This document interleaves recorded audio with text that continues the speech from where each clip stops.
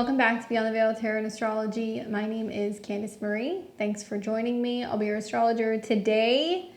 Back at it with a very much anticipated video. We are going to be taking a look at this up and coming lunar eclipse in the sign of Pisces. Very excited to talk with you guys today and be your astrologer. This is not just an ordinary eclipse, guys. This is a pretty significant change that's coming. We're going to be talking about this really special celestial event, diving deep into the mystical waters of this up-and-coming lunar eclipse in Pisces taking place on September 17th, 2024. If you guys like my content, you want to see more of it, click the bell button below, subscribe to the channel. You guys can see my content. I'm here every Tuesday, Thursday, Friday, and Sunday, trying to make sense of what's going on in the cosmos. And just a quick announcement for you guys. I did a extended eclipse presentation. So I spent several hours actually putting together a presentation talking about this up and coming eclipse season that'll be taking place in September and October. As you guys know, eclipses come in pairs. So I do a deep dive into all 12 signs, do some tarot for you guys, talk about the deeper meaning behind these eclipses, and also all of my future global predictions and times to kind of watch for when these eclipses will be unfolding. You guys can find that for sale on my website at beyondtheveiltarot.com. Highly recommend, because it's got lots of stuff on there that I cannot really talk about openly on YouTube. So if you guys want all the juicy details, check that out. You guys can pick that up on my web store.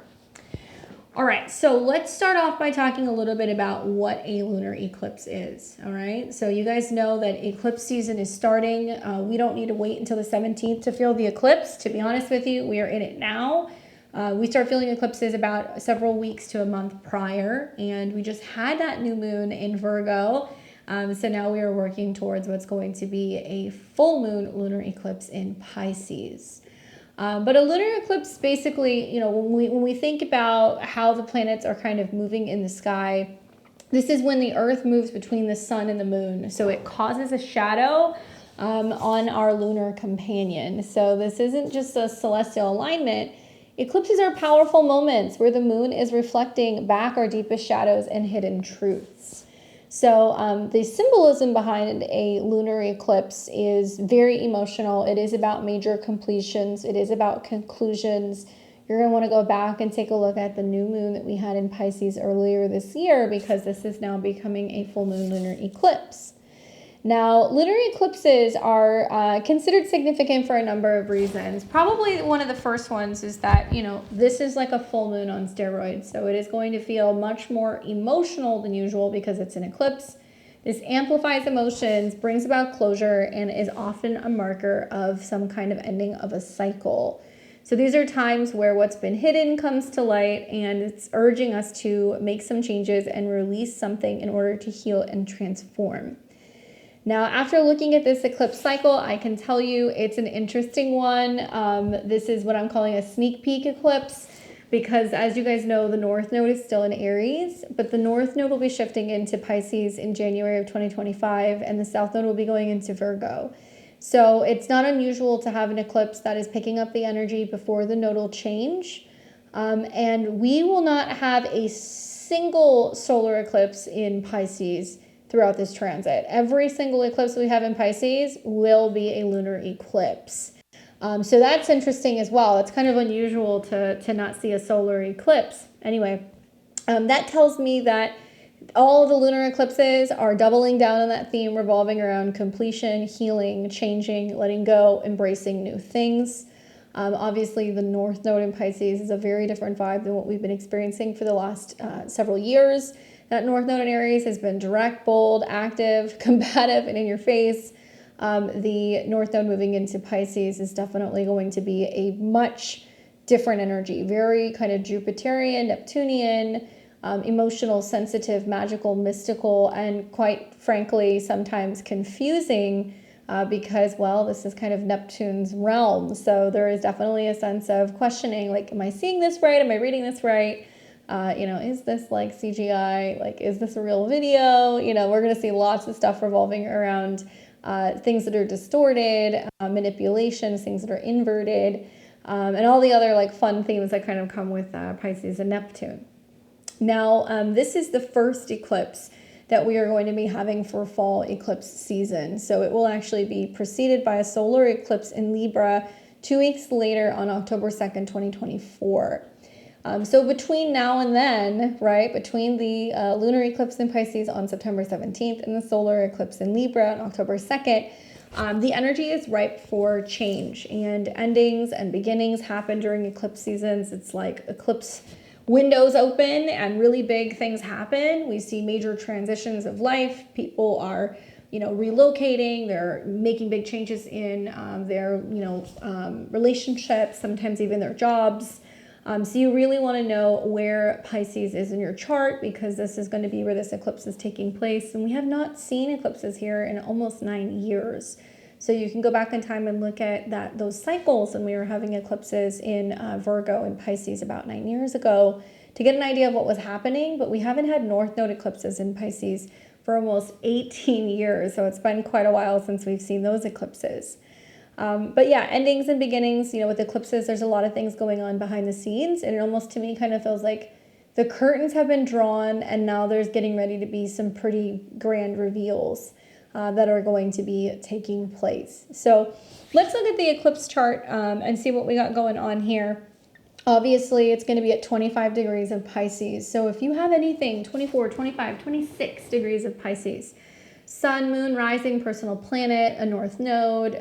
If you have a mutable sign, so my Geminis, my Virgos, my Saggies, if you guys have any placements around these degrees, you're going to be feeling the effects of this as well. A little bit friendlier for the water signs, for Cancers, and for Scorpios. I think you guys are going to benefit from these eclipses because it'll be trining your energy.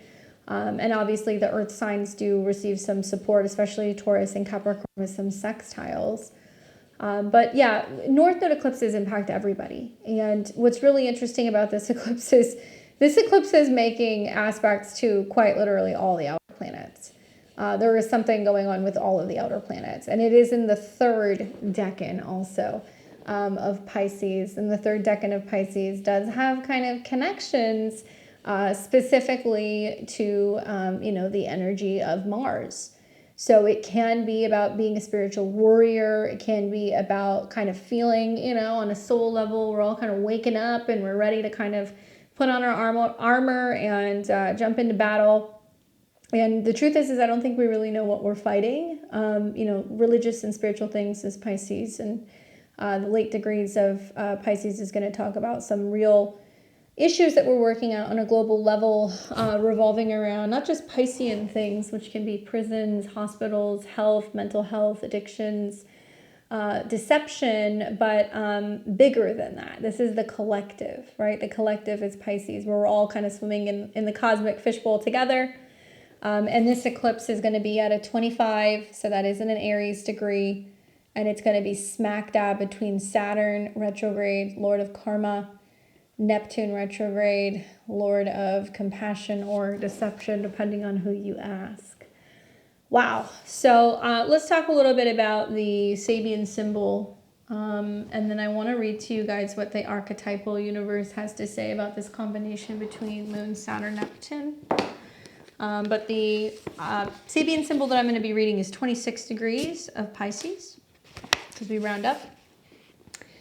And this is a new moon that divides its influences. So I'm just going to say this as a kind of precursor. This is a full moon lunar eclipse, all right? The Sabian symbol is referencing a new moon.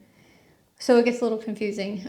But what's funny about this is that full moon lunar eclipses are usually about completions and endings, right? And this is conjunct the North Node, which is about like where we're going. So it almost feels like something has to be wrapped up here in order for us to receive this new beginning, which most likely is going to be happening closer to like the eclipses in the spring, which we will see tons of activations, by the way. So, you guys want to be mindful of that. Tons of the eclipses, both of the eclipses, both the Pisces eclipse and the Libra eclipse will actually unfold in the spring of next year. Anyway. So the Sabian symbol says a new moon that divides its influences, and new moons are usually about new beginnings. The stirring from within, This symbol speaks to the initiative or the stirring from within that leads to outreach and new beginnings. The image of a new moon that divides its influences refers to the different impact that the same event can have on various individuals, depending on the reality that each is a part of. The earliest description of this image contrasted the romantic significance of the new moon for lovers with the imitation of eternity that the philosopher perceives. The emphasis on this degree is on experimentalism and on man's instinctive need to move outside of himself and become an active participant in life, even if he is uncertain about how to do this. The greater suggestion here is that the individual should avoid making permanent commitments until he clearly knows what he wants and needs. At its highest, the symbol represents the ability to take full advantage of the opportunities that arise in a changing situation and capitalize on every new discovered aptitude and talent in self. Watch for indecisiveness, ambivalence, and self-defeating fence straddling. The accent is on uncertainty. You may be unsure how to begin some new project or wavering back and forth on a decision you have to make. Your greatest advantage lies in choosing one of your options and going with it on a trial basis. Guard against vacillating until it's too late, until you lose your opportunity to have a say in the matter. Stepping stones are uncertainty, tentativeness, there we go. Irresolution, qualm, apprehension, insecurity, reluctance, ambiguity, ambivalence, doubt. Okay, so wishy-washy, being reserved, timid, not being sure. So much to unpack there. I just think that when I think about Pisces, right? I think about Pisces in the 12th house. I think of like the hangman. Let me grab it because this is what I have here. And I talked about this in my September videos, guys, but how everything is inverted. Everything is backwards, inside out, upside down, the contrast, having to really look at things from a different perspective, a different dimension. Things don't always make sense. It's distorted whenever you're dealing with this sign or this card. So Pisces is very much the same thing, And so it's like, yeah, we're looking at it as an ending, but it's like, is it an ending or is it really making way for a new beginning? And what is it that you want? What decisions are you making? What are you manifesting? What are you asking for? My goodness, this moon is conjunct Saturn and Neptune, retrograde. Saturn, lord of karma, responsibility, older age, limitations, boundaries, borders, and it's retrograde at 15, which means what's holding us back in our mind, what's negative self-talk, what fear, what limitation, not being able to wrap our mind around something, not being able to communicate. And then it's conjunct Neptune at 28, which is extremely sensitive, emotional, things revolving around empathicness and sensitivity and compassion and spiritual healing. But it's also about dissolving anything kind of connecting to our roots, our heritage, our past, our home, and our family. Really tricky place to have the moon. The moon's technically closer to Neptune, so it can give like this kind of dreamy, romantic, vibey, feeling inspired, but that conjunction between the moon and Saturn, still within 10 degrees, has a more somber, how we work through repressed emotions, how we work through grief and loss and sacrifice is a huge theme with Pisces. So let's see what Ren Butler has to say about the combination between Moon, Saturn, and Neptune. Great book. This is so helpful when you're doing like triple combinations or anything like this. So principles of Moon, Saturn, Neptune: emotional, spiritual maturity, practical hands-on compassion and service to others, spiritual practices in one's home or family life, feeling of blessed solitude, feelings of loss and separation, serene exterior with private suffering inside, confusion about the true inner roots of one's dissatisfaction, painful states of codependent enmeshment. Emotional and spiritual maturity, a graceful acceptance of relationship responsibilities, tethered heart, free spirit. Practical compassion and service, capacity to help others and help themselves, a recognition that not hurting anyone is a prerequisite for spiritual opening. Personal rituals, spiritual practices in one's home, blessed solitude and cooning, happy reunification, minimalism, desire nothing and be content, alterations of alterations of feeling connected to separated and a need to belong to a community, the salt of the earth, the openness of the pain of the world, compassion retched through personal suffering, an ability to release grief through crying, tears, sorrow, which become soothing waters of life, a flowing type of suffering which revolves in serene, peaceful states, mystical openings that improve the quality of connection with others, disappointment as an appointment with the greater mother goddess, serene exterior with private suffering inside, chronic escapism, substance abuse to numb one's psyche and blur the painful waking state, feelings of demoralization while being unwilling to suffer deeply enough to release the emotional trauma, delusions of the inner roots of one's dissatisfaction, states of emotional confusion, grim self-deception, morbid sentimentality, the unswerving pursuit of unrealistic dreams, a sense of being undermined at one's root, the effect of morale in bad environments, a sense of wasting away. Chief problem at work in the middle decade of the 20th century is emptiness. By that I mean not only many people do not know what they want, but they often do not have a clear idea of how they feel or what they feel. Poignant feelings of loss of separation, the grievous end of nourishing situations, moments of selfishness, insensitivity which disrupts one's emotional bonds, lost connection with the mother, home, or community, suffering motherhood, postpartum depression, the negative effects of indiscriminate helping instincts. Well, as somebody who has their solar return with this aspect in the 12th house, I'm certainly not thrilled about a lot of that, but I can appreciate some of it. I have Saturn conjunct Neptune in Capricorn. Maybe it's a little bit different because it's a very different vibe in Capricorn, but I've grown to kind of really appreciate the Saturn-Neptune conjunction aspect as bringing a sense of a foundation or a vessel to be able to hold everything that Neptune brings to the table, both spiritually, emotionally, with art, with music, compassion, but you need to have that boundary, right? So when you throw the moon in there, which is one of the most sensitive kind of parts in a chart, or I guess, technically it's a luminary. So if you were to look at this, even an event chart, this is the public. This is going to be the public response to the eclipse.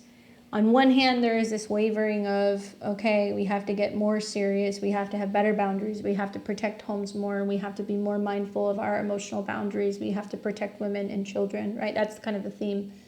And then on the other hand, there is this kind of Neptunian pain, sacrifice, something secret, something hidden, something blurred, something manipulated, women's health, mental health, issues revolving around addiction, escapism, right? That kind of stuff. Homelessness, huge theme when you throw the moon in there, homelessness and people who are lost or wandering or seeking home.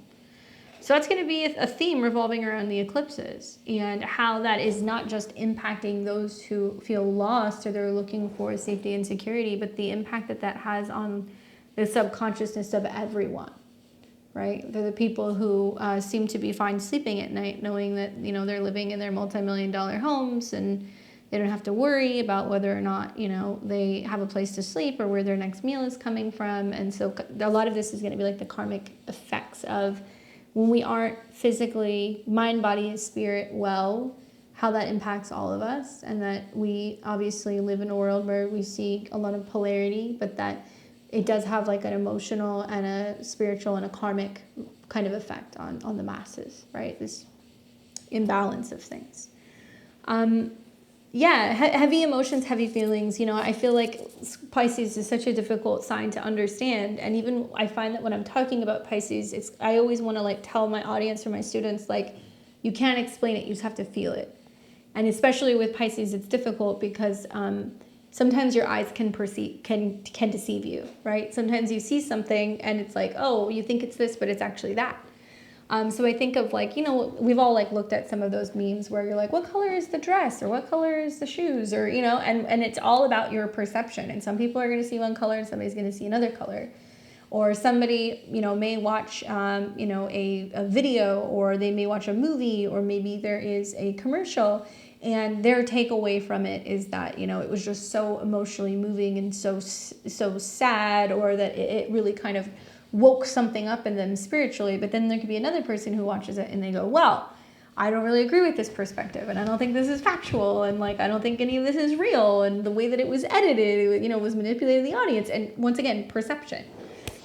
So we're going to see a lot of that stuff where on one hand, you know, eclipses in Pisces with the North Node it's encouraging us to really immerse ourselves in that energy where we are more emotional, we are more fluid, we are more compassionate, and things don't always make sense.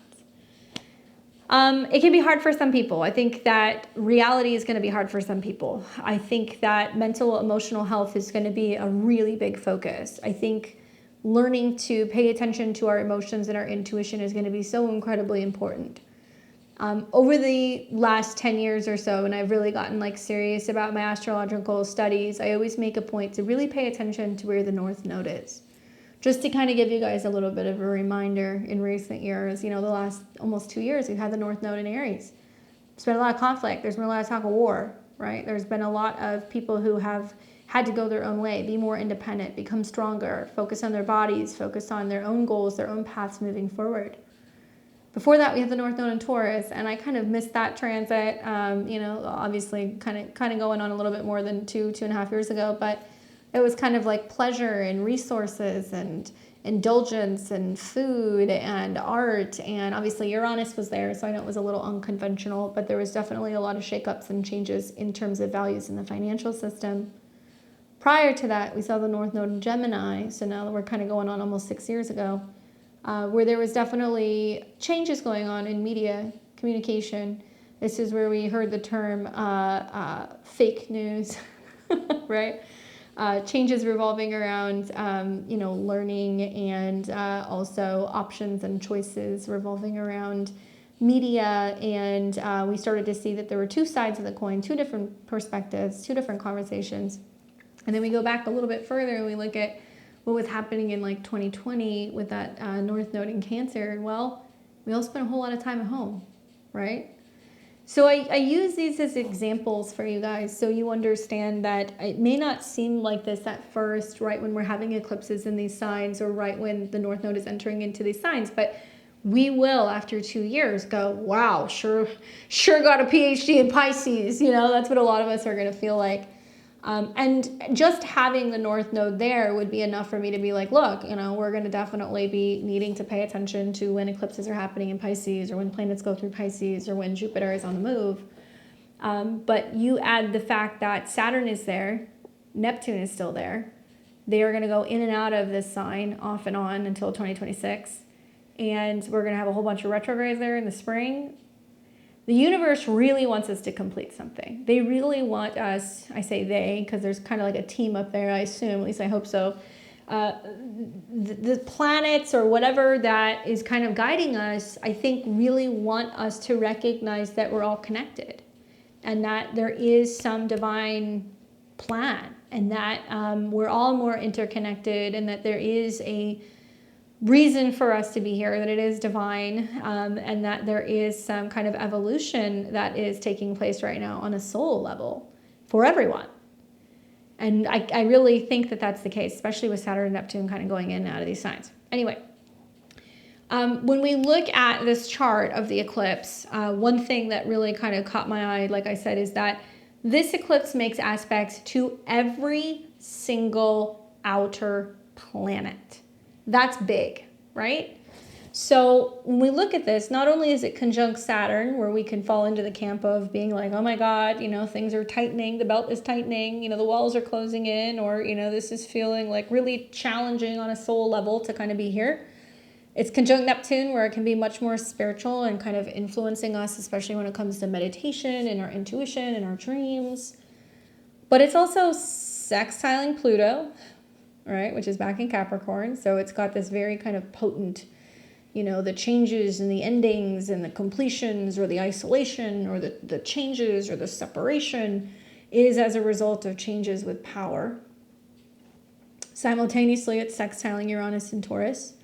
where some of the Pisces related events that are going to be taking place is also influenced by changes and transformations of what's going on with banking structures, financial structures, food, agriculture, the planet, earthquakes, electricity, shakes, rocks, rattles, and rolls.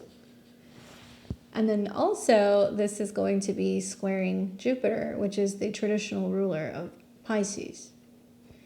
So every single outer planet is making contact. All of them. A full moon lunar eclipse is always the sun and the moon in opposition. And so we see the polarity that's getting kind of emphasized between the two signs. So it's not just about Pisces, although there's a number of planets in Pisces. It's also about Virgo. And Virgo is more about the health, habits, routines. If we think about mind, body, spirit, Virgo is definitely the mind, body side of things. It's the, if you want to be healthy, eat your vegetables, work out, make sure you make your bed, put your things away, come up with a system. It's very practical, logical kind of routine. And so what we'll see with the South Node going through there is that we don't really have full mind, body, spirit health if we are just following a routine and we're kind of doing what we're told. And the North Node in Pisces is going to be highlighting and kind of shining a light on where things are a little bit more mysterious than that. Things are a little bit more complicated than that. The spirit is having, a say about some things right now, and our dreams and our subconscious and things like, past life regression, hypnosis, doing work on a subconscious level, meditations, journeying, retreats, healing centers, temples, things like that are going to start coming up. And Pisces represents kind of like the completion. It's the grand finale before we go to the other side and then we are reborn. Death, I think, is more so kind of connected to Cancer and Scorpio. It's the ends of situations, Cancer, the burial, Scorpio, death, going through the bardo, the transition and the transformation from one life to the next. And then Pisces, I see this as like the life review, right? If you've heard people who have had near-death experiences, they talk about their life review and what they learned, and that they learned how to be more compassionate and like what they could have or should have done better, and like what their lessons were and their takeaway, and they're very moved by everything, and then they kind of work through things and they heal things before finding out that they're going to move on to their next life, and then they come back. So Pisces is the beginning of the end. That's really what this is. And with so much emphasis here, this eclipse for some people, we will see the effects play out within the first immediate 2 to 4 weeks. You will start to see themes revolving around the eclipse play out. But this is going to unfold over time. A lot of stuff is going to get reactivated in the eclipses and the retrogrades in the spring of 2025. So it will not be immediate. But Sagittarius season, November into December this year, we will see squares to these points. And then spring of next year, things are going to get very real in a very big way. And we'll talk about that. But I think that between this eclipse being connected to the North Node, it's an energy that we're not familiar with yet. The aspects to all of the outer planets, this is going to have very, very significant effects on the entire world, the entire collective. Now, we also see that there's a grand Earth trine. So the sun in Virgo is trining Uranus, which is about sudden changes and transformations of resources, food, the planet, while simultaneously it's trining Pluto. So there can be lots of unexpected surprise events that happen with eclipses anyway, but especially with Pisces, because we don't see what's coming. We can't see what's behind the curtain. The impact that this has on our resources, our food, our jobs, power, and control revolving around leadership, right? Pluto and Capricorn, and how that's impacting the financial and the job kind of systems, I think is very, very significant. Neptune and Jupiter are going to be the most important things to look at. Neptune is the modern day ruler. Obviously it's conjunct Neptune. Neptune is retrograde, so it can really talk about a lot of information we can get from our subconscious through meditation and in our dreams. One of the best things you guys can do with these eclipses that are coming in is make a conscious effort to step away from your screens, whether that's YouTube, TV, or cell phone, whatever, and take time to turn within and to meditate and reflect, even if it's for 10 minutes a day. and to be setting intentions, to be raising the vibration, to be praying, to be releasing fear, to be focusing on health and clarity and direction. That's the best thing you can do. I think with, the Moon Neptune conjunction, it's really going to be highlighting mental health related issues, I think, a lot, and issues pertaining especially to how that's creating a lot of conflict and violence and domestic related issues on the home front.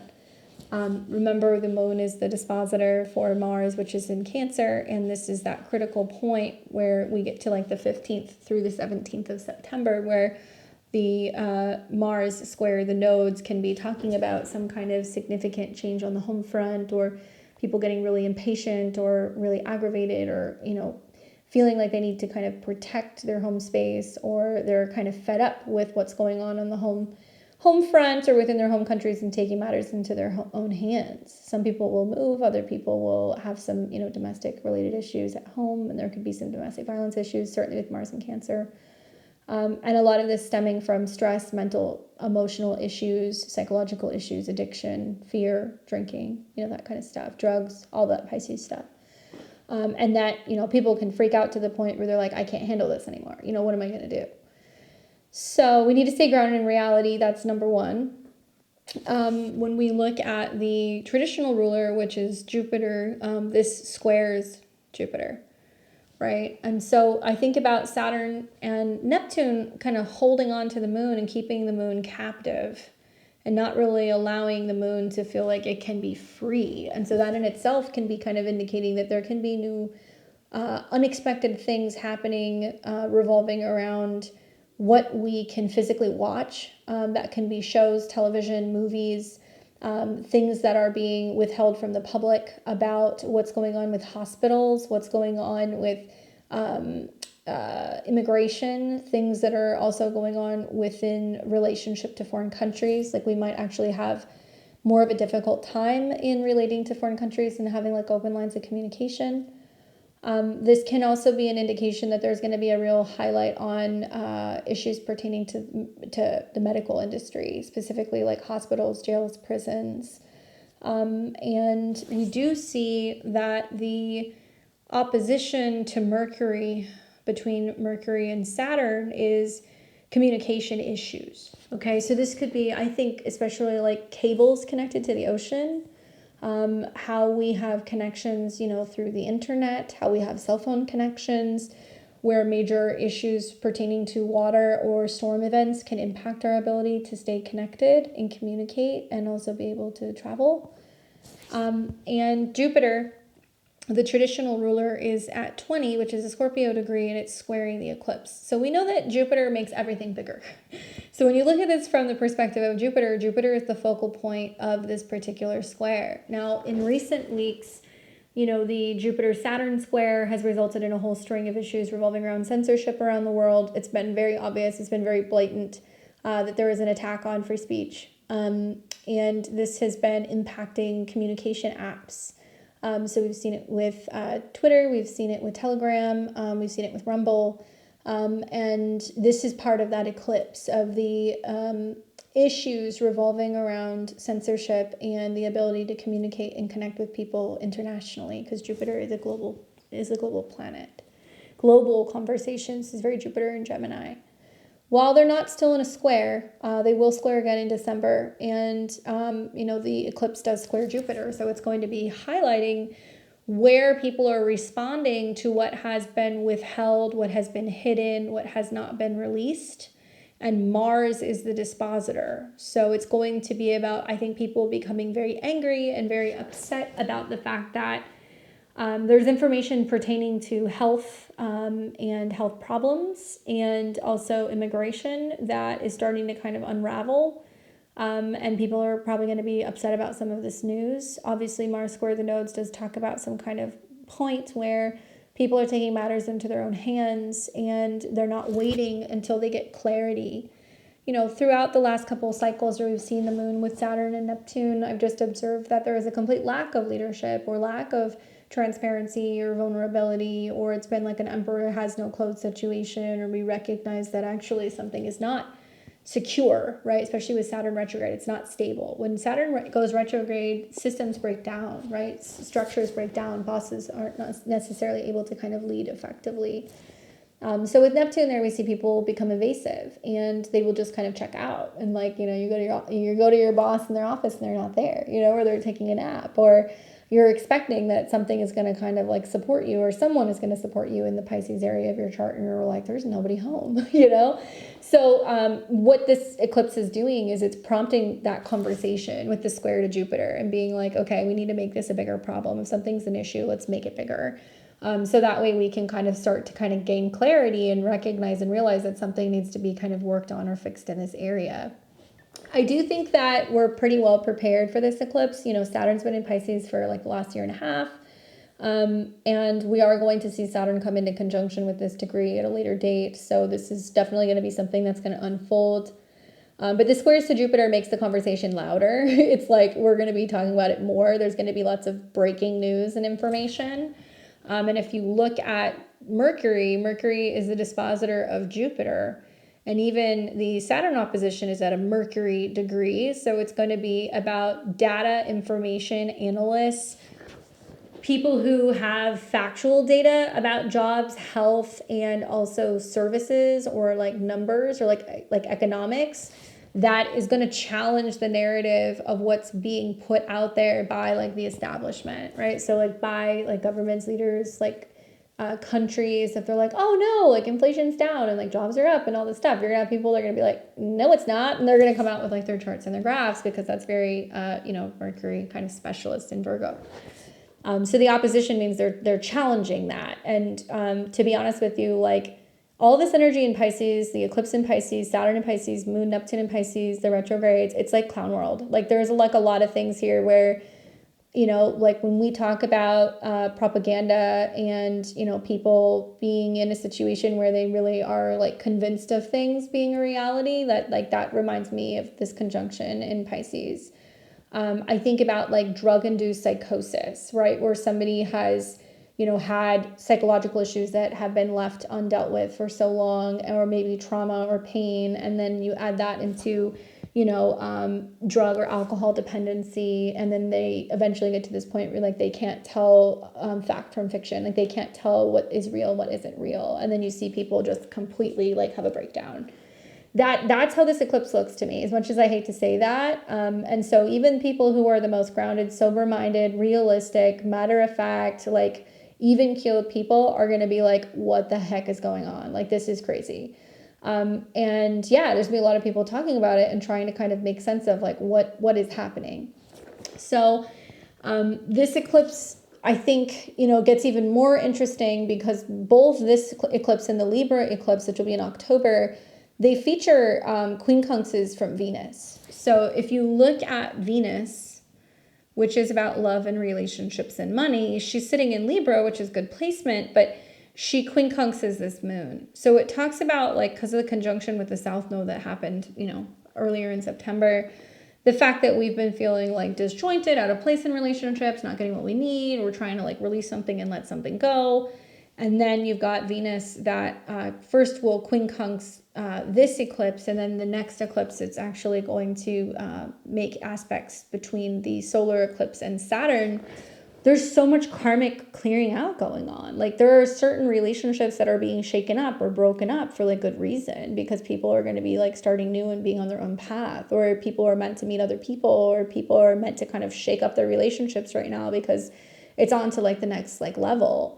I think about all like the allies and the people coming together, collaborating, the teams that can happen during this time. So that's definitely one of the positives. But Venus quincunxus eclipse definitely has this feeling of like unveiling and, you know, recognizing or realizing that there could be falsehoods that are going on revolving around money, banking, financial institutions. You know, this sextiles Uranus, and Venus quincunxes Uranus as well as the eclipse. So this forms a yod to Venus, which is saying like, okay, in some cases, like love and compassion is the way forward. You know, being able to forgive and being able to heal and kind of lead with love is important. But It's also saying that like certain relationships are going to have some issues if there has been issues with transparency, you know, honesty, vulnerability, clarity about financial dealings, what people are spending their time watching, what they're consuming, you know, what they're buying, like that kind of stuff, and the issues that it can cause in relationships. And we're seeing that as Venus is also starting to come into a square with Pluto. Pisces is the things that we do when nobody is looking, right? It's when we're locked away in our office, or we're, you know, in our bedroom by ourselves, or it's the search history, you know, that we don't get a chance to clear. It's the things that we're looking at and doing that nobody would really know. And the eclipses are going to start shining a light on making some of that stuff more visible. So people who have mental issues, you know, drug dependency, alcohol dependency, issues revolving around, you know, emotional, you know, disturbances, home-related issues, things connecting to orphans and, you know, people who are also in need of support. The defenseless is very Moon, Saturn, Neptune. And whether that's women, children, you know, veterans, these kinds of people that feel like they've been forgotten or lost, have an opportunity now for getting some kind of recognition. Mercury in opposition to Saturn is not great for communication. It's also not great for news, contracts, or agreements. So there can be ghosting, delays, setbacks, people not getting their emails, that kind of stuff can happen. Mars square the nodes is definitely feeling emotionally impatient and wanting to kind of push something and kind of pop something open. The sextile to Uranus does make it seem like there is something dramatically or suddenly completing or ending, which has pretty significant physical or financial results. And the sextile to Pluto is very powerful, and it's like something that's coming out of nowhere. I mean, I'd be lying to you guys if I said that I didn't think an eclipse like this may potentially be leading to a COVID 2.0 situation in the spring. Because lockdowns, limitations, very Saturn and Pisces, you know. And the sextiles to Pluto and Capricorn, the last 2 months of Pluto and Capricorn is probably going to be some of the most outrageous stuff that we've seen yet. I try to remain optimistic. You know, I think that an eclipse in Pisces, at the very least, is showing everybody that now it's going to affect everybody, not just a select few. So with this eclipse happening, you know, Pisces can be the victim, it can be the martyr, or it can be the dreamer, you know, the mystic. This is the sign that is about empathy and intuition and oneness. So when an eclipse occurs here, it's like the universe is like almost whispering to us, like, you know, dive deep into your soul. It's really time to feel everything, let go of what no longer serves you. I think Pisces energy is also incredibly sensitive. You know, truth be told, these eclipses will be very challenging for some people because I think it represents a dissolving of old beliefs. And there's like this fractured kind of like reality that starts showing up, and this final unveiling of things that we never knew was kind of going on behind the scenes. And this mix with Saturn, you know, is a very potent karmic combination for the collective. We're all having to shift our energy and consciousness in order to adapt and evolve. So it's all about kind of like rising out of the illusion of separation and rising above fear, you know, seeing the bigger picture, meaning and purpose for all of our lives. I think this is where the human race is evolving. I think the astrology over the next like 3 or 4 years is absolutely insane. And I know all astrologers say that, but there is something that's picking up that is kind of like, I think between now and 2030, if we're going to evolve, we have to do it now. Now is the time. Now it's crunch time. It's not like, okay, we wait a couple years and then it gets intense. No, it's quite literally now until the better part of about 2027, 2028. And I think this is where our consciousness is evolving, and we all have to catch up as one. It's not like we have to, you know, wait for a few stragglers. We all have to be willing to do that. So the immediate next few years is going to be significant times for us. I think that we are going to see astrology we have not seen in our lifetime. The themes, obviously, you know, of eclipses are generally pretty profound. In the sign of Pisces, I think it's about spiritual awakening. Emotional healing and a call to compassion. You know, Pisces is all about dissolving the boundaries. So expect some revelations about where you've been too rigid or where you need to merge a little bit more with the collective consciousness. The conjunction to the North Node is an interesting one. And this is where it gets kind of intriguing. So this eclipse is conjunct the North Node, but you know, the North Node is not in Pisces yet. It won't be there until January. And in astrology, you know, the North Node represents our collective destiny. And this is like where we're going to be heading for the better part of the next 2 years. So this alignment suggests that the lessons and transformations that we undergo are not just personal, but it's a part of a larger karmic journey towards spiritual evolution as a leap forward for all of us. So like I said, it's a sneak peek eclipse because the North Node is not there yet, but it's close enough to be considered conjunct the North Node. It's picking up the energy. And the truth is, this eclipse has legs, or I guess I should say fins. But anyway, major reactivations taking place in the spring of 2025. We will see between March and April, Mercury will retrograde in Aries back over this eclipse period point. We will see Venus retrograde from Aries over this eclipse point in Pisces.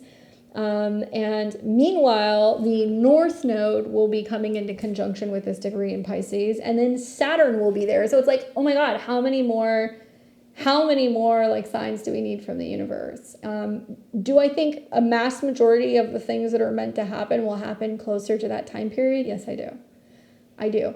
I feel like this is going to bring some stuff up. People are going to be talking about it. There's going to be whispers or news of things that's coming in the spring. But then we're going to hit about March, April, and you're going to start seeing when retrogrades and other planets go over this 25 degrees of Pisces, like shift is going to get very real. So something big is coming. That's what I can tell you. And if I know that Pisces is the ending, then there's got to be some kind of process we go through in 2025 where it's like, okay, we're getting ready to wrap this up before we go to the next thing. And we kind of feel like we have to like almost kind of wrap everything up, and you know, we're still processing the ending as we're kind of getting on to the next phase in our life. And then finally in 2026, when Saturn and Neptune finally move into Aries, we'll be in it. So next year is kind of the transition year. It's the limbo year, right? Which is weird because we feel like this year we're completing things, you know, we're giving things up this year. That's what 2024 is all about. It's about ending things.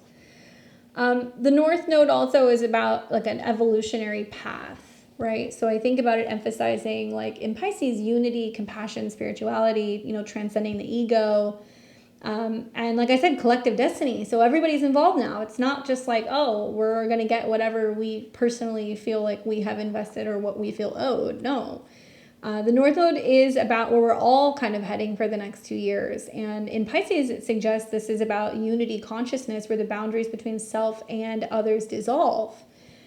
Spiritual evolution, so this encourages a shift from, I think, our more materialistic or like ego-driven pursuit, more towards spiritual growth, empathy, and service to other people.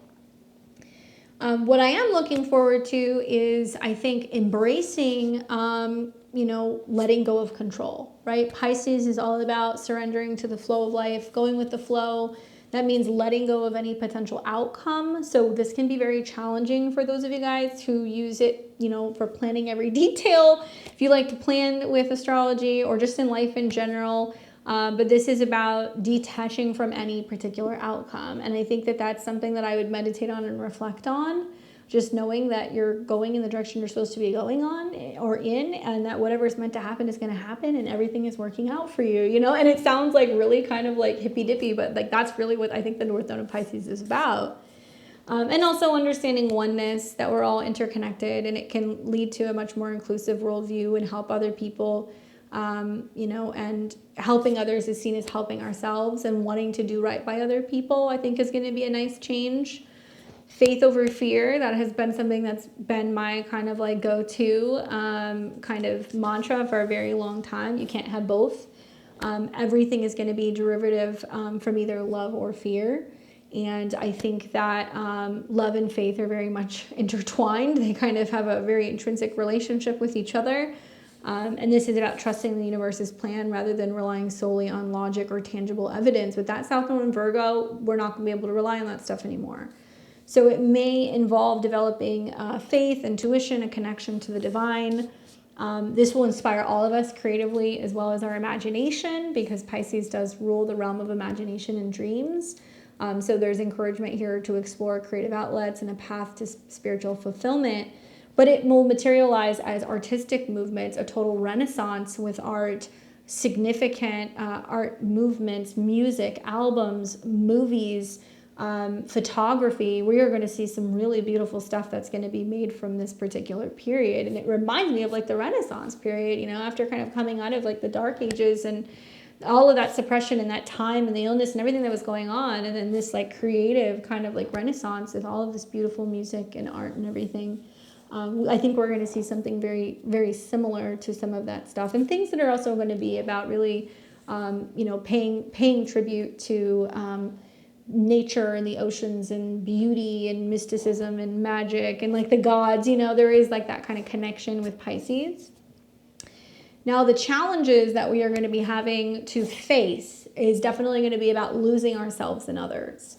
This challenge lies not in losing our identity completely in the service of others or in emotional states, but it's about finding balance where empathy doesn't lead to self-neglect.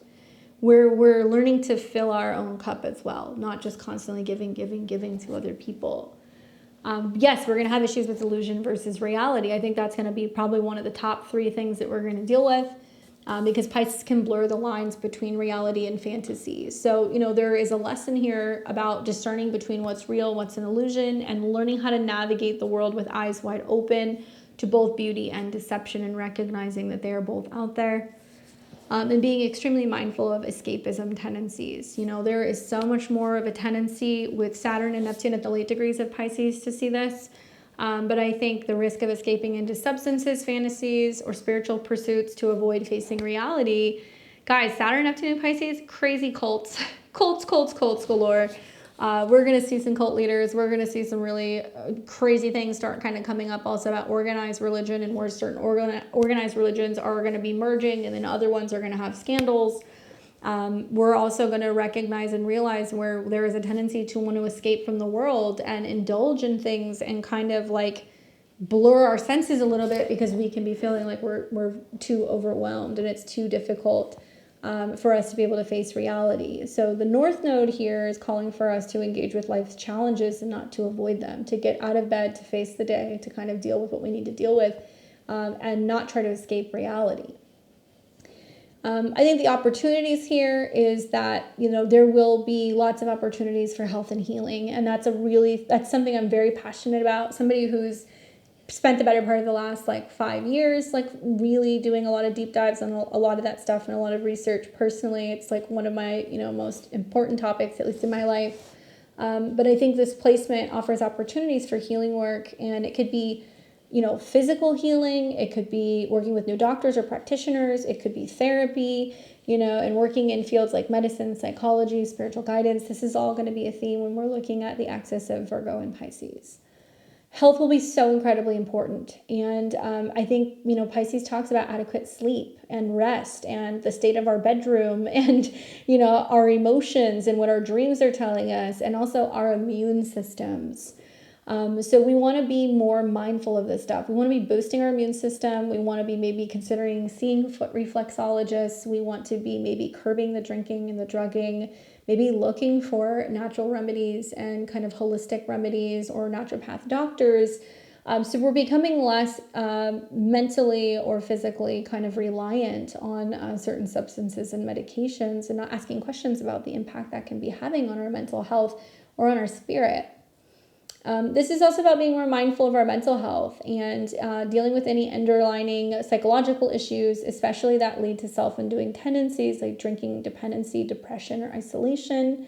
All mental, emotional, psychological issues should always be taken very seriously. So if you or someone is dealing with that, make sure that they have adequate assistance, help, or they have some kind of hotline or someone they can talk to, because people are going to be feeling incredibly fragile at the time of this eclipse. But the positive is that I think it's going to help us all embrace, artistic expression, and whether that's art, music, film, this is about really connecting with the divine and being able to kind of express what our souls are wanting to say in a very creative, unique way. And this is also really enhancing spiritual practices. So whether you're wanting to get into regular meditation practice, go to a yoga retreat, maybe you are wanting to start doing work with a therapist or with a Reiki healer or hypnotherapist, this is going to be a time where some of these alternative type of metaphysical healing kind of techniques, I think, are going to become very, very big. Now, our impact on society, global compassion, we talked about that. I think environmental awareness, especially a push towards environmental conservation, for anything Pisces related. So the oceans, sea animals, anything revolving around protecting land from oil drilling, although we are going to see a lot of that during this time. I think we're going to see oil wars. But we're going to see also more of an emphasis on cultural integration and, trends where we're blending cultures, religions, philosophies, seeking unity rather than division. I can go one of two ways. I think personally, for me, it's been about kind of embracing the unseen. Pisces represents all of the things that are out there that we can't see, all of the other dimensions, all of the other things. When people talk about like ghosts and aliens and stuff, I am always really quick to be like, I think of Pisces and I think of Neptune, and it's like there can be so many other dimensions in the space that we're in, but we can only see or perceive so many. So whether there's other dimensions around us where there's our spirit guides or our ancestors, our loved ones, our past pets, or like weird freaking aliens, I don't know, probably, that can kind of be hanging around, and the impact that has on us energetically, emotionally, and also empathically. I think there's some kind of connection there personally. And, sometimes it's about also the unseen in a sense of just trusting, having a trust fall with the universe and trusting that things aren't immediately visible or logical, like intuition or dreams or synchronicities, but they still have some kind of symbolic meaning. They're coming up for a reason because they're guiding us in some direction. So we're learning to trust and kind of listen to our intuition. But I think this is really about forgiveness. Thankfully, Pisces is a sign that's more about peace and forgiveness rather than Aries, which is a little bit more war-ridden. So a key lesson can be about letting go of grudges, and not just, for oneself, but as a path to inner peace and transcending suffering, and understanding that suffering can be transcended through love, compassion, and connection to something greater than oneself. So these are some things that we have to kind of look forward to with that North Node. Just know with that big old square to Jupiter, this is adding some major complexity to this eclipse, and it's expanding everything that it touches in Gemini. So it's about communication, learning, and diversity. This square could bring about sudden insights and expansion of conversations, and even conflicts that push us to grow intellectually or spiritually, right? And it's about change because it's going to be at 20 degrees.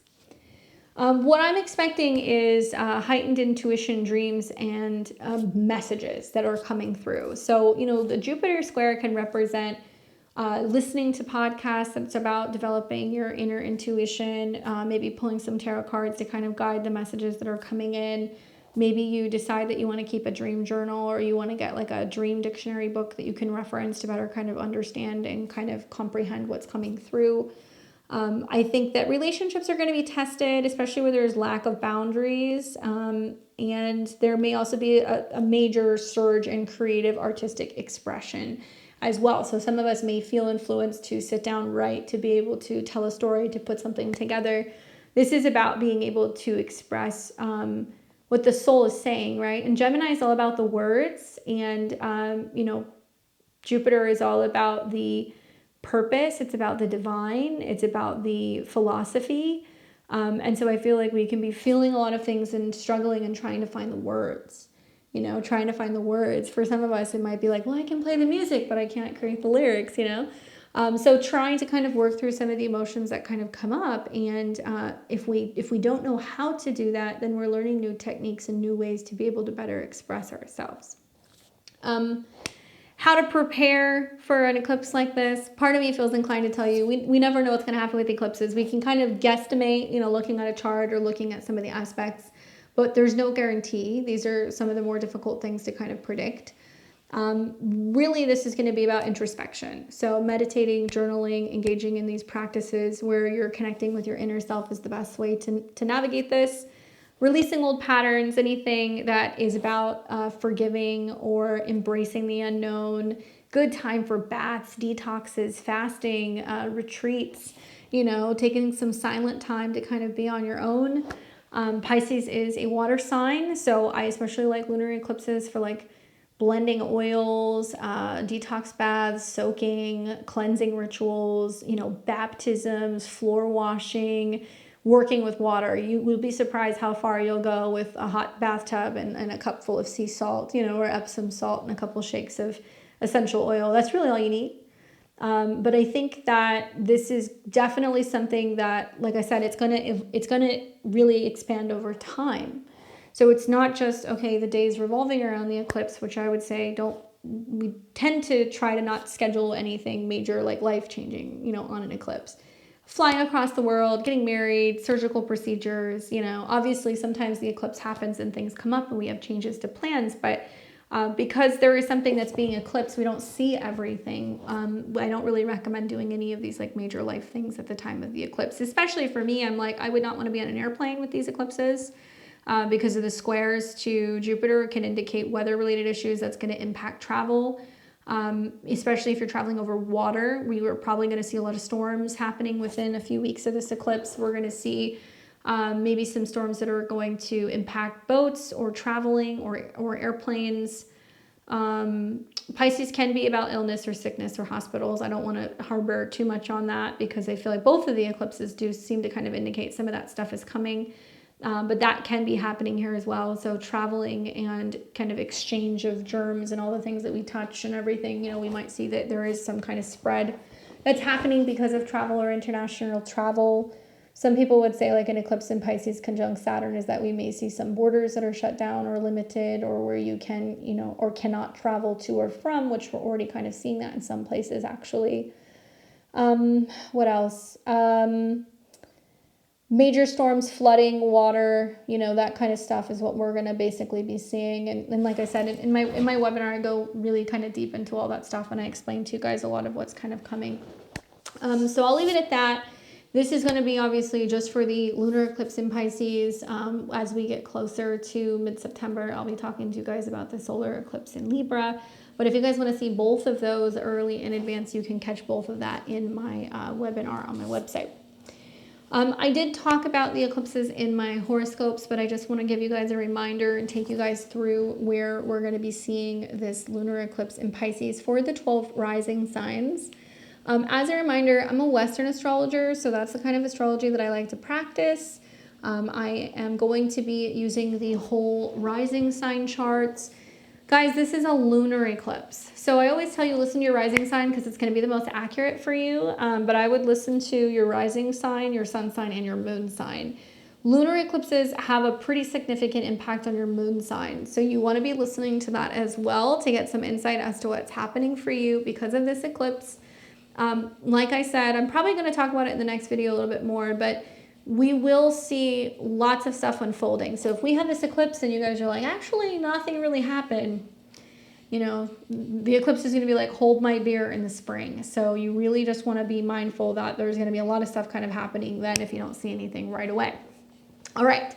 So let's start with, first of all, Pisces sun, moon, rising placements. All right. If you have anything 24, 25, 26 degrees, this is smack dab on that area. 24 through 26 degrees, the mutable signs, you guys are going to be feeling this as well. If your birthday is within a day or so of this eclipse, this is going to be a big year for you. Lots of changes. Definitely find out what that means. Talk to an astrologer. You can listen to your progress chart as well. And if you like to listen to your Placidus placements, it will be 25 degrees of Pisces. So you might have to listen to more than one sign to figure out where this eclipse is taking place. All right. So for my Aries and Aries rising, all right. You guys are going to be doing this eclipse in your 12th house. And remember, sneak peek eclipse. So this is kind of saying, okay, Aries, this is where you're going to be going for the better part of like the next, like, you know, couple years. Saturn's already been there. You've been learning about kind of taking time, kind of being on your own, reflecting a little bit, making changes behind the scenes. But now you have an eclipse here that's really shaking things up. What do I think about this? Well, I think the theme is deep spiritual insights, periods of solitude, or hidden matters coming to light. And this could be subconsciously in your dreams, intuitively for you, what have you. I think that this is also going to be about, you know, this is a place where Pisces naturally resonates. It's 12th house is natural to Pisces. So, you know, potentially this could be about leading to a profound spiritual awakening, healing something, a need to retreat from the world, connect with your inner self. This is also about hidden spaces like, you know, private spas. It could be about temples, churches, meditation retreats, you know, going to foreign lands, kind of just needing some alone time. And if you notice, at the time of the eclipse, Mars is connected to the moon. Mars is your chart ruler, and it's square the north and south node. There could be some significant change going on involving a woman in your family, or a home or a living situation, older relatives, grandmothers, mothers, older sisters, older aunts, things like that. Pay attention to these people. Traveling to go and connect with people back at home, or having to be there, or having to help, or getting wind that, you know, somebody's been hospitalized. Obviously, touch wood, that can happen. And this is about, I think, you having a little bit of like a test of faith, and maybe listening to or reading things that kind of help you through some of these changes at this time.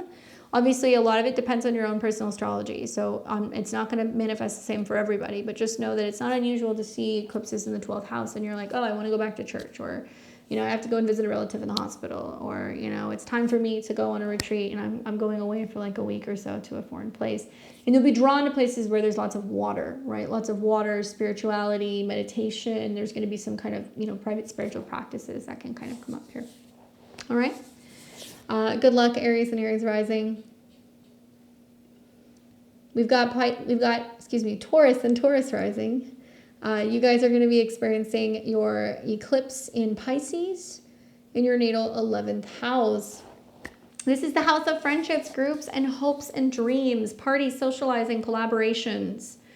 So an eclipse here is all about changes in social circles. This is also about involvement in groups and realization of your dreams. Obviously, this is a sign that's friendly for Taurus, so it'll be sextiling your sun, moon, or rising placement. It's really kind of playing off of this energy where, you know, there's been this emphasis on what you create, what you're enjoying, what you love, and sharing something with an audience, right? An audience is the 11th house. So something you've made, maybe something that you're wanting to present to a group of people, to your friends. It can also just be like, you know, how you're contributing to a party, or what you're contributing to, you know, like a group in general.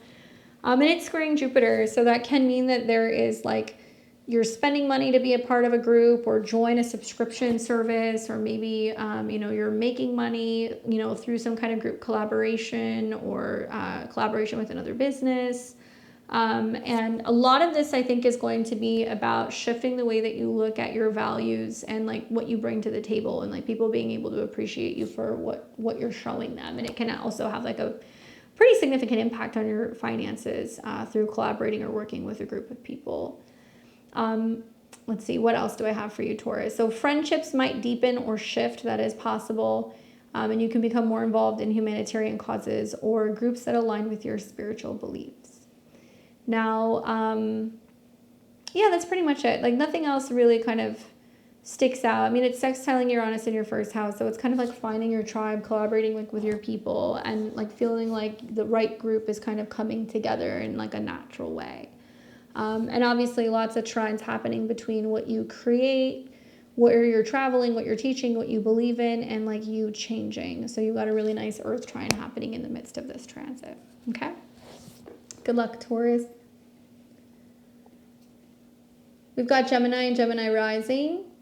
You'll be experiencing a lunar eclipse in Pisces in your natal 10th house. For my Geminis that are like 24, 25, 26 degrees, you're going to feel the square. Your Jupiter will be the focal point of the square, where you're trying to kind of balance out like how you can navigate or communicate your way through, or be optimistic about changes happening both on the career front but also on the home front.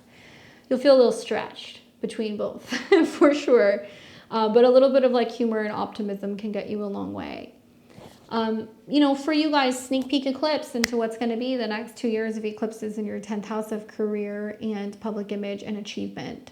The theme with an eclipse here is career changes, public recognition, and a shift in your life path. And whether that's your social status or your title or the kind of job you're doing, the effects that this has is it'll, you know, have you kind of feel like you're really feeling called to align your career with your spiritual or your like humanitarian goals. And there could be a public event that changes your reputation.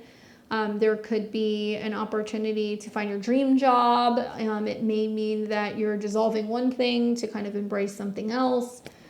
Saturn does well in the 10th house. And I think with the North Node coming into the 10th house, it is saying for a lot of, you know, Geminis and Gemini risings, you know, the next 2 years is kind of like a real hard line, you know, really focusing on your long-term career goals and really making your dreams a reality. It feels like a lot of work, and it feels like the willingness to make some significant changes and to not be afraid to make changes and step away from old jobs and old statuses and old alliances in order to kind of facilitate bringing in this change that you want to see happen. And you'll find that it's also going to go hand in hand with some changes that are going to happen on the home front. And you'll see that more as the South Node goes into your 4th house over the next year. But for right now, changes in jobs, some people will be quitting, some people will be getting laid off. Some people will be finding out, oh my God, my boss is retiring, I'm up for a raise, you know, I'm taking over this department. Some of you guys are launching businesses. Once again, it depends on your personal placements, but I will say that the square to Jupiter in your 1st house tells me that you're really optimistic that you can navigate it, that you can lead, that whatever change is happening for a good thing, whether you're retiring or you're deciding to walk away from your 9 to 5 because you're feeling more optimistic about launching your own business, being your own boss, that kind of stuff is what comes up in your chart. Okay. I feel like Mercury in opposition to Saturn's a little tricky though, because that's your chart ruler, and it's kind of saying that, you know, you're feeling like there's a lot going on at work that you're having to kind of step away from, or maybe kind of give up because there's something that's happening on the home front that you need to be more attentive to. And so yes, as planets go through Virgo, we focus more on home and emotions and family. And when planets or eclipses go through Pisces, you know, then it's going to be on work. So this is that kind of feeling caught between a rock and a hard place where you're trying to kind of do everything and you're like, okay, you know, how much is too much? Good luck, Gemini. We've got Cancer and Cancer rising. You'll be experiencing a full moon lunar eclipse in Pisces happening in a fellow sister water sign. So my Cancer placements around 24, 25, 26 degrees. You guys will experience a trine. So it's going to be friendly for you guys. This will be a lunar eclipse in your 9th house. And for you guys, this is associated with philosophy, travel, teaching, higher education, law, certification, training, you know. So having an eclipse here, definitely the themes are going to be about expansion of beliefs, shifts revolving around long distance travel, graduating programs, applying to programs, working with mentors. Sometimes it's about publishing things. Sometimes it's about teaching things. But it's interesting because this is not only friendly with your sign, but you've also got a conjunction between you and Saturn. And Saturn is the ruler of your 7th house. So some of you guys might be hiring an attorney. Some of you guys might be taking on a business partner. You might be meeting somebody while you travel. Some of you guys are going to start working with a relationship coach or a professional coach of some sort. This could also really be about bringing up, you know, more inspiration revolving around your spiritual journey. The 9th house is, you know, either literally traveling through something or metaphorically through expanding your philosophical or educational horizons. So your shifts revolving around relationships, religion, spirituality, you know, kind of changing as well. Interesting with Jupiter also in your 12th house. So some of you guys might be going back to school or, you know, getting a higher degree, or maybe you're finishing like a dissertation. That can be happening for some of you guys as well. Traveling in a foreign land, that can happen. But usually teachers arrive when Saturn's in the 9th house. So I think with an eclipse here, if you're looking for a teacher, if you're looking for a new partner, if you're looking for a new therapist, or if you're looking for a new guru, you know, or a lawyer, somebody like that can kind of show up during this particular eclipse, and it can definitely have you traveling. So just be mindful of that. But that's all that I've got for you, Cancer. So just look to expanding those horizons. I think you're going to enjoy it. We've got Leo and Leo rising. You guys will be experiencing a lunar eclipse taking place in the sign of Pisces in your natal 8th house, okay? So this eclipse will be happening on September 17th, 2024. Full moon lunar eclipse in the 8th house is definitely a house where it's going to stir some stuff up, all right? The 8th house is usually like what's in the closet. We don't really want to open the door. It can represent transformation, shared resources, banking, loans, taxes. It can be also about alimony. It can be about wealth and investments, inheritances. It's also about sex, intimacy, vulnerability, regeneration. So having an eclipse in the 8th house in Pisces is about deep psychological change. This is about sometimes themes revolving around inheritance, transformation in intimate relationships, vulnerability, dealing with fear, addictions, dependency. it may have an effect on you where, you know, you're undergoing some kind of profound transformation. It could be through a crisis, because the 8th house feels like a crisis, or a deep emotional bonding, and it leads to a rebirth. So for example, you know, Saturn rules relationships in your chart, and it also rules your health. So it can be about breakthroughs in like relationships and health and habits. It can be about breakthroughs in terms of your relationship to money and how your relationship with a partner is evolving and changing because of financial situation. Shocks and surprises with other people's money can come up, or sometimes there can be expenses or bills that can kind of arrive, or tax letters can arrive with some of these eclipses in the 8th house. It will be in opposition to the sun, which is your chart ruler. So when you've got the moon, which is things that are coming to a completion or coming to an end, this can represent with family, with your home, with emotions. The opposition to the sun means that it's like, okay, a final decision being made about a financial situation with home and family maybe. But it can also be about a completion happening within the family, which brings in some significant shift. And it's ushering in, through the sneak peek eclipse, the North Node in your 8th house where you receive. I will just tell you what I've told the other signs that have gone through this. I recently went through this when the North Node was in Taurus, and I had the North Node transit through my 8th house, and it was an interesting 2-year period. There was definitely a lot of change. You know, it was like I did have to say goodbye to, you know, some family members and a dog. I did make some major changes with my finances, but by the end of the 2-year period of having the North Node in my 8th house, everything was regenerated. You know, money that had been saved was invested, and money that was invested had, you know, generated wealth or income. Merging of resources with a partner. It was also about saying goodbye to certain people, but then the new relationships that kind of came in. So I came out of that transit, I think, much more sound financially, but also like having an appreciation for endings and beginnings. So for you guys, you know, it's big emotional shifts and transformations, especially revolving around your relationships to friends, and like how much you really are craving social connection, and that you really need that right now, and that emotionally or psychologically you can be kind of opening up with some of your friends and talking to them about some things that you've been kind of dealing with, or that you've been holding back and kind of discussing or talking about. So that can come up. And also your goals revolving around money or intimacy or vulnerability with that Jupiter square can be a big theme as well. Okay. Good luck, my Leos and Leo risings.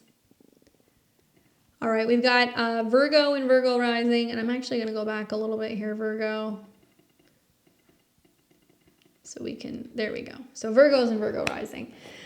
So we're looking at the lunar eclipse in Pisces taking place in your natal 7th house. So this is in your opposite sign. Sneak peek eclipse into the North Node moving into your 7th house pretty soon in 2025. My goodness, Virgos and Virgo risings, get ready. This is really, really big for relationships, partnerships, your marketplace, if you have clients, if you sell things, if you want to kind of put products out there, any of that stuff is very much your 7th house. 7th house can be your therapist, your romantic partners. It can be potential clients. It can also be business partners. This is one-on-one relationships. So when you have a lunar eclipse in your 7th house, big emphasis on, you know, major shifts in relationships and a significant event with a partner of some kind. Now, the way that this works is, you know, bring about a deeper understanding or commitment in relationships, or, you know, if you're in a relationship and things have been kind of rocky and it's been challenging, it can be the end of a relationship that no longer serves your spiritual growth. So it really depends on where you're at in the spectrum. Some of you guys might experience this a little bit early. Some of you guys might experience it a little bit down the road. It's easier, certainly, I think, for single Virgo risings, because it can be bringing somebody into your life that can come through your friend group, or it can be somebody who has similar goals, or maybe a friend that turns into a relationship, or a friend that sets you up with somebody. Saturn is the planet of true love, commitment, and creativity, and obviously Neptune rules your 7th house.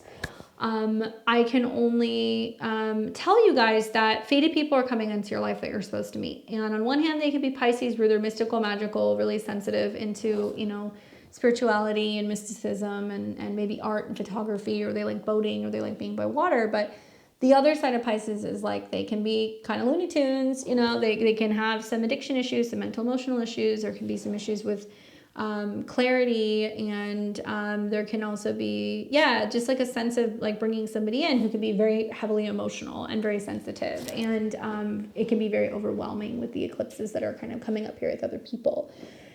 This is a good time to like meet new therapists or new astrologer, or work with a psychic or somebody who can really access that Pisces energy in a really positive way.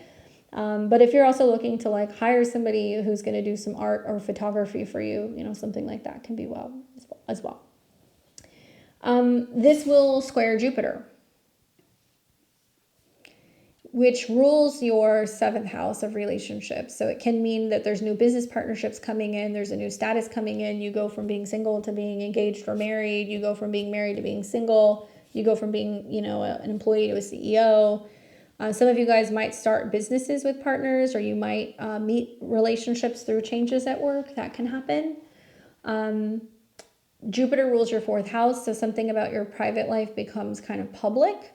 So it can be like, oh, we're getting married, we bought a house, we're having a kid. You know, these things can kind of come up with these eclipses as well. Just be mindful that for existing relationships, you know, they can be going through some stuff and they can be more emotional and sensitive than usual, and it may be a little bit more challenging to kind of understand where they're coming from. But Saturn's been in the seventh house already, so you've already kind of gotten a vibe with how this works. And I would say for Virgos and Libra risings, for you guys, you know, this may be the beginning of some relationship changes that are really going to unfold more so in the spring of next year. Okay. So if something's meant to end, it can end. But if somebody's meant to come in, somebody can come in. It really just depends on your personal chart. All right, so we've got Libra and Libra rising. What's up, Libra? You're going to be doing this full moon lunar eclipse in Pisces. Sneak peek eclipse. The very first eclipse is a part of the new eclipse cycle taking place in Pisces and Virgo. This will be happening in a sign that in conjuncts or quincunxes you. So similar to Leo, there is something kind of that you need to reconcile. It's something you need to work through. Where Leo's might be a little bit more private, yours is going to be a little bit more obvious to you. You know, your sixth house is about health, daily work, service. This is about health. This is about your habits. It's about your office space, your coworkers. It can be about also your pets in your life, and kind of like your health routine and habits. So having an eclipse in your sixth house, we sometimes do see health issues, right? Sometimes we see changes in daily routine, shifts in your work environment, changing offices, switching schedules, changes with staff, that can kind of happen. Changing jobs, new jobs coming in, that can happen. But I look at this eclipse coming right before you then have a solar eclipse on your ascendant 2 weeks later. And I said this in my webinar, and I'm going to say this in this video. Libra and Libra rising, you guys got to really take care of your health. You're going to have some health issues. I don't like saying that. I'm a Libra rising myself. But there's some stuff here that kind of makes me feel like that you really want to pay attention to your health and your habits here. You know, Saturn rules your fifth house of children or dating or partying and having fun. It's also your fourth house of home. So for some of you guys, you might decide, well, I'm going to start working out at home. I'm going to start doing laps in a pool. I'm going to be more on top of my schedule when it comes to my health and my habits. Maybe you're going to, you know, kind of build a little home gym. Maybe you're having to kind of curb your habits because of your new lifestyle habits where you're not wanting to drink or party. Some of you guys might actually be trying to get pregnant, or you are pregnant, and that could be impacting this. And then I think about how, you know, it's going to square Jupiter. So it's squaring Jupiter in your ninth house, which means what you really need is a podcast, a book, a teacher, a mentor, some vacation time. I mean, something that's going to be like giving you a little bit of like a break. And obviously, you know, Jupiter is trining Venus at the time of the eclipse. So you're protected with Venus in your first house. I do feel like, you know, if you've been feeling under the weather recently with some of these retrogrades, you're protected, but it's still, the eclipse is going to be quincunx Venus. So there is something that can be coming up about health, habits, routine, digestion, diet, that kind of stuff that's going to change. You may also feel called to, heal either physically or emotionally through holistic or spiritual practices. So you might become more about service, or it could involve a change towards more empathic and less structured work environments. So that could be happening. You know, I'm Libra rising. I always tell you guys this, but for me, it's been like, okay, I'm going to acupuncturist, you know, or I'm going to the foot reflexologist, or like I'm going to be, you know, going and working with the breathwork practitioners, stuff like that I feel like has been more me empathically, emotionally being like, I feel like this is what I need to do. But also it's about navigating my routines differently. And, you know, Saturn wants structure and Neptune doesn't want structure. So it can be about navigating your working routine and trying to figure out a way to kind of rearrange that. I will remind you also, because I said this to Virgo, this eclipse will definitely unfold in a very big way next spring. So I don't want to get into it yet with you guys, but Venus and Mercury will retrograde from Aries into Pisces. And you will see Saturn and Neptune also go into Aries. So for some of you guys, it's going to be about having better boundaries with clients and other people. It might be about a change in your work habits altogether, or the kind of work you're doing, or where you're working, or how you're working. And changes also that can happen with relationships. So right now it's just about, okay, what's kind of coming up for me? Sometimes we have some results or some health stuff that comes up, and then you may deal with it more closer to the solar eclipse in Libra that's going to be happening in October. Okay? Good luck, Libra. We've got Scorpio and Scorpio rising. You'll be experiencing a full moon lunar eclipse in Pisces in your natal 5th house in a fellow sister water sign. And I think my Scorpios are actually really going to like these eclipses because it's going to trine your natal Scorpio placements. So I think you guys are going to like it. So for Scorpio and Scorpio rising, 5th house, creativity, romance, children, taking chances, self-expressions, happiness, joy. This is also like self-employment. So having an eclipse in the 5th house brings up these themes. I feel like the theme is romantic developments, creative breakthroughs, and topics involving children. If you have kids, if you're going to have kids, if you find out you're pregnant, like all that stuff can kind of happen revolving around these eclipses. Your creative life might take a mystical turn. Your romantic life might get really interesting here because there could be a significant event that kind of comes up where you meet somebody, you fall in love. It can also be about something involving spirituality and feeling very deeply spiritually tied to something, whether that's a person, a hobby, a child, like that can be coming up for you. What's interesting is that when this eclipse happens, obviously it's ruled by Jupiter, and you've got Jupiter in your 8th house, which is squaring this eclipse. So what you create, or, you know, who you fall in love with or who you're involved with, there's a lot of depth here. Like Jupiter in the 8th house says, like, go deeper, you know, talk in a more intimate way, discuss things that you're afraid to talk about, discuss finances and, you know, social, I guess, like scores or credit scores is what I was thinking of. Talk about changes in insurance, talk about what you're afraid of, you know, talk about regeneration, merger.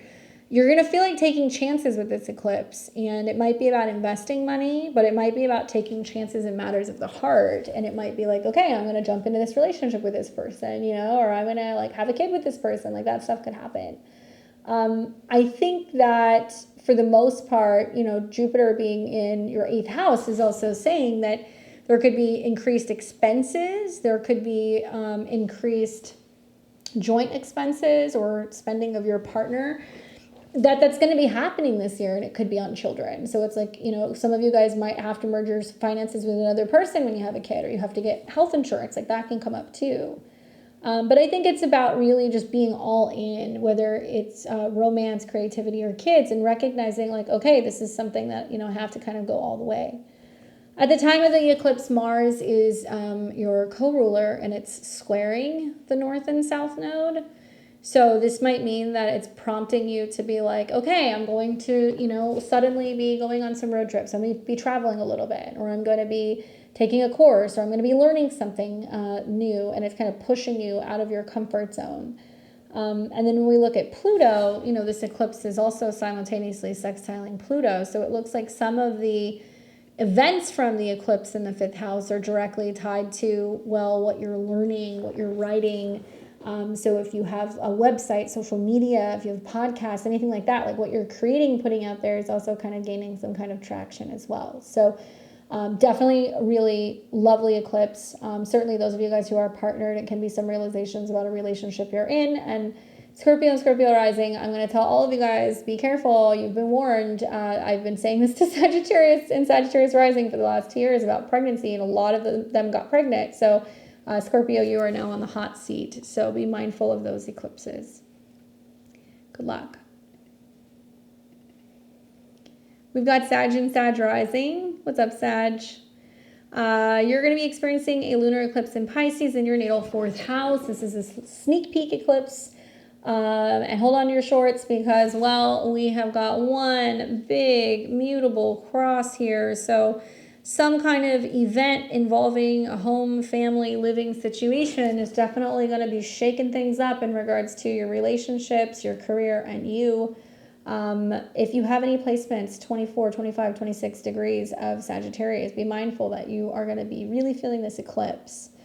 Now, for Sag and Sag rising, this is about your home, your family, and your roots, okay? That is your 4th house. And whether that is your mom, if it is your extended family, if it's your roommates, if it's the family you have with your partner, if it's you and your dogs, it doesn't really matter. The theme is about emotional changes at home, family dynamics, and a shift in your sense of security. This can manifest as a move or a family member's significant life event or a deep emotional cleansing related to your past or your roots.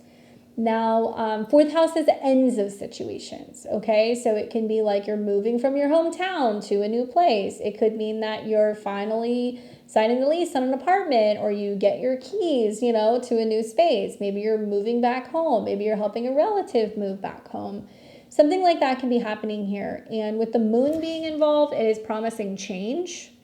And it can be for the women in your life. And with Saturn being involved, it could be having to invest some time, some energy, some patience with the women in your life. And Neptune can be talking about care. So older women, grandmothers, mothers, aunts, older sisters, that kind of stuff. Truth be told, with this eclipse happening and squares to the 8th house, there's some change coming on the home front. That is happening, okay? And whether it's happening now or you're going to see it manifest more in the spring, it really depends on your chart. But be careful with water, like flooding if you live near, if you live anywhere near like coastal cities, be careful with storms and flooding. Make sure that you have coverage and insurance that's proper for some of this stuff. Some of you guys might be renovating homes, kitchens, putting in baths, showers, fountains, pools, that kind of stuff. Creating like a Zen den at home and creating a space where you feel like really at peace and like secure, like that's your focus. Because the North Node's going to be in your 4th house for the next 2 years. So a lot of you guys are going to want to be spending a lot more time at home or moving to foreign lands or relocating to foreign places or, finally coming to terms with like old family ancestral stuff. And it does square Jupiter, which is your chart ruler, and it's also the ruler of this. So something about, what's going on in the home front and expectations out in the world in career-wise, it's squaring Jupiter. So this is saying that partnership, clients, siblings play a huge role in some of these changes and like navigating the changes with family. Like when stuff goes down, do you feel like you can call your sibling and be like, hey, we need to help mom? Do you have a supportive partner who's there for you and says like, I've got your back, what do you need? And so it's about having 7th house people, allies, relationships, partnerships, therapists, clients, whatever, who can understand and comprehend that you're going to be going through some changes here. And it really pays to have good support from good people.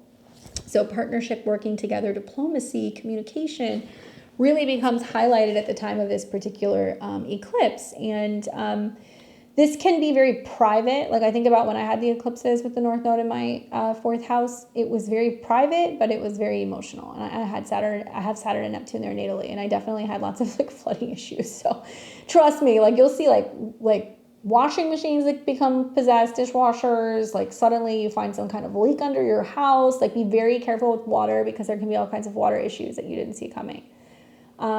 But I think you guys can navigate it. And you've already kind of had a bit of a sneak preview with Saturn having been there the last like year plus. So hopefully it manifests good things for you guys. You guys are getting the home and the space of your dreams.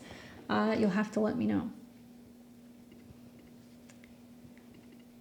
And we've got Capricorn and Capricorn rising. What's up, Cappy? We're doing a full moon lunar eclipse in Pisces in your 3rd house.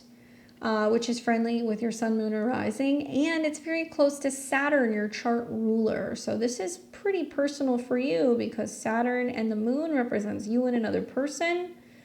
So the third house is being highlighted here, which is about communication, learning, short trips, vehicles, siblings. Communication with siblings, going back and forth with aunts, uncles, brothers, sisters, neighbors, right? Communication with partnerships, that seems to be an emphasis.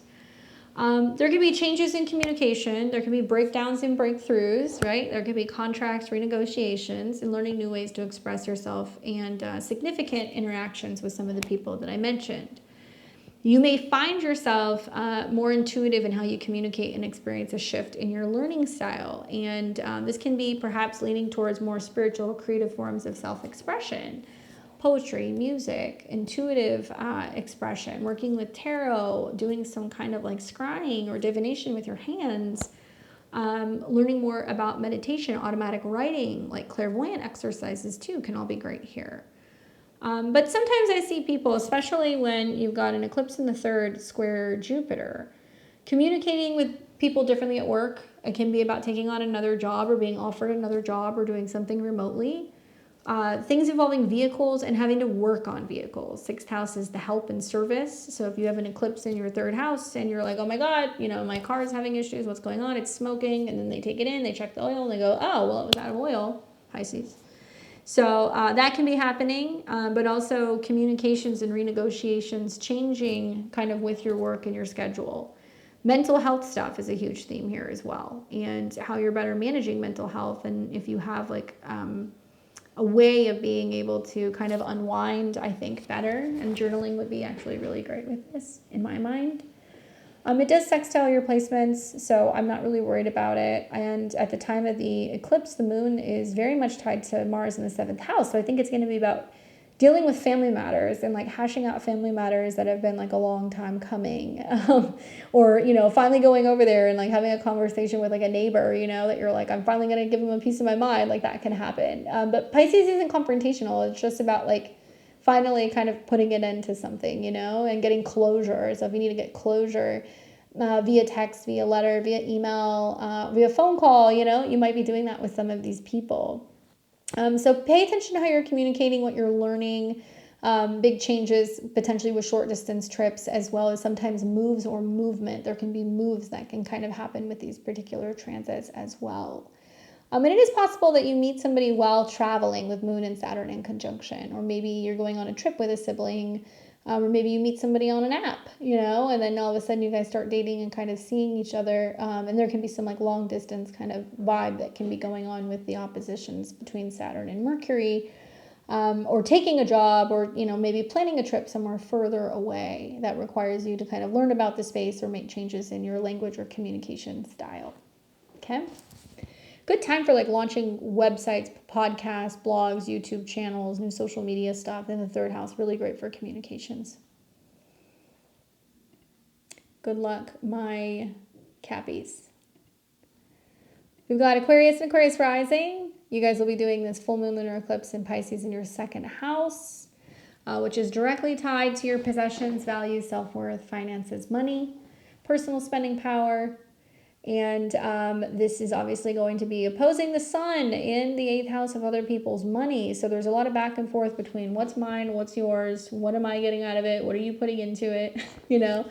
So whether you're dealing with budgeting matters with a partner, you're negotiating a loan or a reevaluation of a mortgage or an interest rate, if you're dealing with a tax situation, if you are trying to, you know, negotiate getting more money, there's something getting worked out here. So when you have an eclipse in the second house, it can be definitely highlighting where a payment is coming in, something is coming to you, money might, you know, become due in some way, or a reevaluation of personal values, financial adjustments, or changes in how you view your self-worth. Obviously, the conjunction to Saturn is pretty significant because Saturn is your traditional ruler. So it's about your relationship to your money.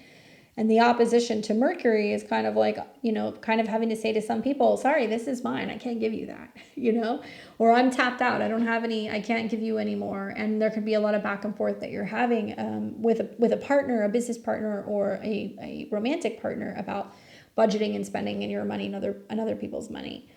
I think that the square to Jupiter is interesting because it doesn't necessarily have to be with romantic partners. It could be like what you're investing into, what you're willing to gamble on, how much money you're willing to give to your kids, how you're negotiating some kind of resources involving your children, and that can be estates, investments. It can also be about inheritance related things, or, you know, maybe you've been working on or kind of setting up an estate, or maybe you've been kind of setting up like a will with the retrograde recently for some of you guys, and like how you would want money to be kind of divided and where it would potentially go. So that information can start becoming available to you now. So if it's not you doing it, it can be you getting that information about your family, or you're relaying that to other people. Anyway, this eclipse, I think, might prompt you to let go of material possessions or make changes in how you view your self-worth.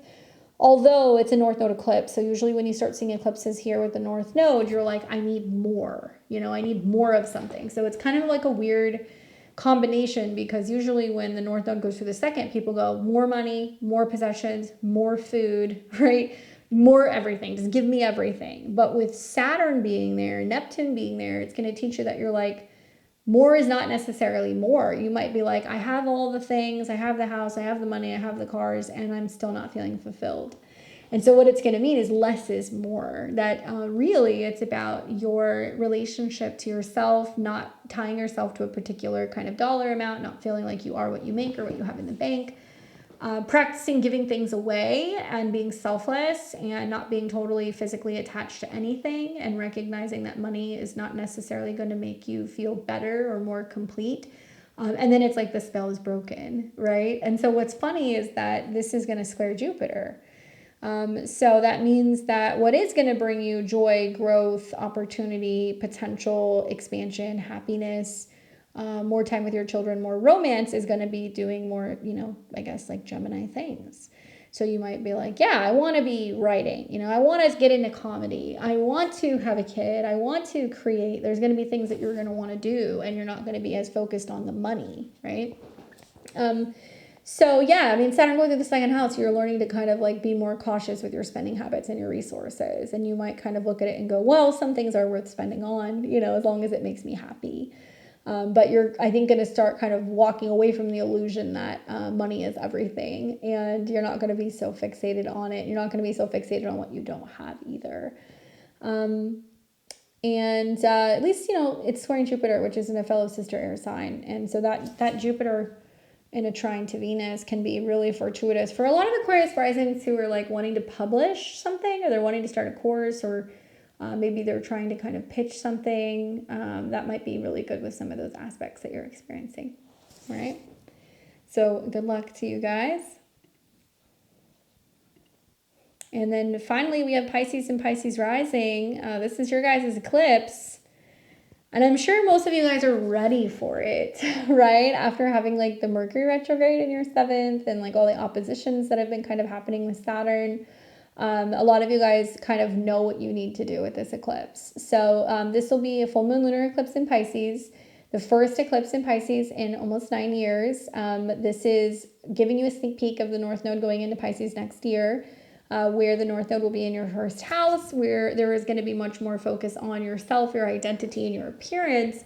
Where the South Node goes through Virgo in the 7th house, we are kind of breaking away from old outdated relationships, patterns in relationships, issues with coworkers, challenges in marital relationships, unhealthy relationship habits and patterns that can be coming up for you as well. So when you have an eclipse in the first house, this is about personal transformation and fulfillment. So you might want to go back and look at the new moon that we had in Pisces earlier this year in March, where some kind of seed was planted and now it's turning into a full moon lunar eclipse. So this is a time of personal transformation, self-reflection, possibly a change in your physical appearance or how you project yourself out into the world.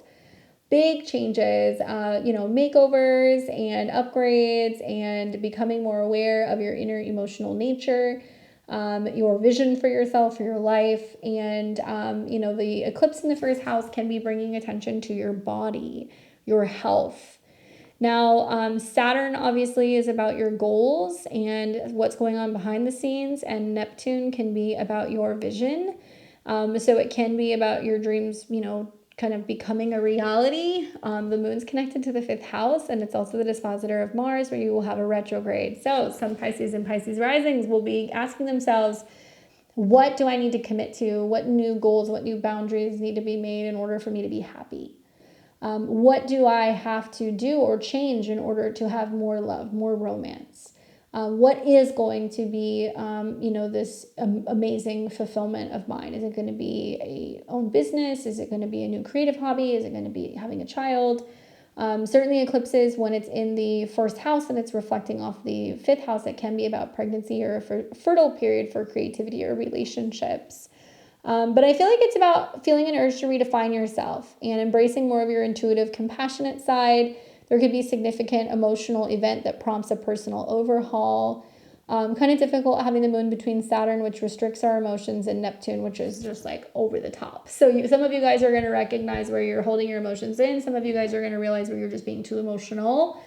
And this is going to be about your reaction, your response to other people.